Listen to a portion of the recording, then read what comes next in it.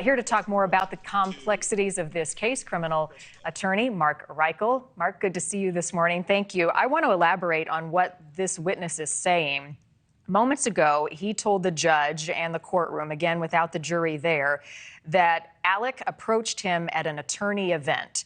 And he thought he was being bullied by Alec. And Alec told him, if you don't think I can burn your house down, you're wrong. You need to settle this case. As the judge takes in these details and this testimony, what do you think he does? Does he allow the jury to hear this? You know, it's a really tough call for the judge. Actually, the burning part shows violence, propensity toward violence to solve problems.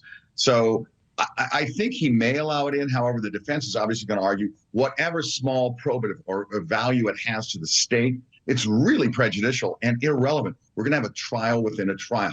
We're here, for evidence, facts on whether this individual is responsible for these murders. What he does, things like this, things he says to this other attorney pitched in litigation like this, I'm not so sure it really helps the state too much, nor do I think the judge is going to let it in. It's a close call, but I think the answer is going to be no.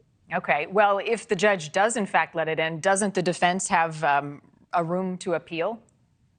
Well, they do have the right to appeal, obviously, to try to stop the trial and do what's called interlocutory appeal. However, that's not going to happen. That rarely ever happens. We want you to go to trial, then we review things afterwards. However, I do have an opinion that if this comes in, it actually helps the defense.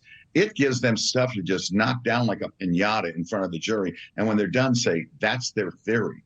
I think this is really weak evidence by the prosecution. I'm going to go out on a ledge and say that. I really do think this is just really hurts their case. Well, and interestingly, as you listen to testimony, the defense is really not cross-examining any of these witnesses, maybe saving their argument if the judge does in fact allow it.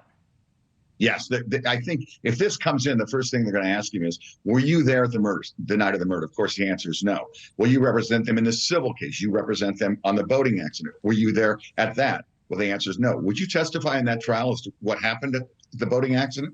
The answer is no, because you're now their lawyer, right? You weren't there that night of the accident for the boat. Well, you weren't there the night of these murders. So what are you exactly doing here? And I think that's what they're going to get at, if you ask me. Well, let's put a pin in the judge's decision right now because he hasn't made it yet, and we don't know if any of this will be admitted. But we have seen a lot of evidence shared with the jury, the timeline of that night, very specific details about cell phone data, footsteps around the crime scene, processing and securing that crime scene. Who do you think is doing a better job, Mark, at this point in controlling the narrative for this jury? Well, this is the prosecution narrative. They're doing a pretty good job. I'm going to give them a B.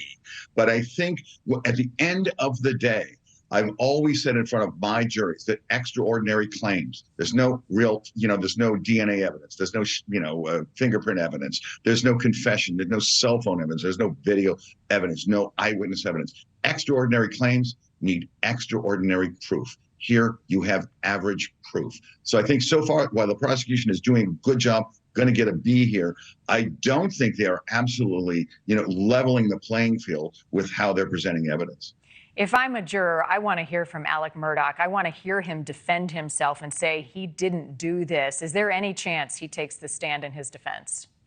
No, I don't see them putting him on at all because he becomes subject to impeachment about everything that he's lied about in the past, any misstatement he's made in the past, everything about his character. And the cardinal rule from the defense is you never put your client on unless you have, in my opinion, no hope left. Because everything you do, once you put the client on, either the jury likes that person or they don't. And everything you've done before goes out the door. If they don't like him, it doesn't matter how great of a job you did before, you're going to be convicted. If they like him, that's your best shot. And we've been hearing how intently the jury is watching Alex Murdaugh during this trial, his emotional outbursts as he hears the crimes recounted inside the courtroom. It is a complicated case. It is happening as we speak, day 8 of testimony. Mark Reichel, thank you for your analysis this morning as we continue to watch this. Again, the jury will be allowed back into the courtroom in about an hour or so, the judge making that important decision on past financial crimes.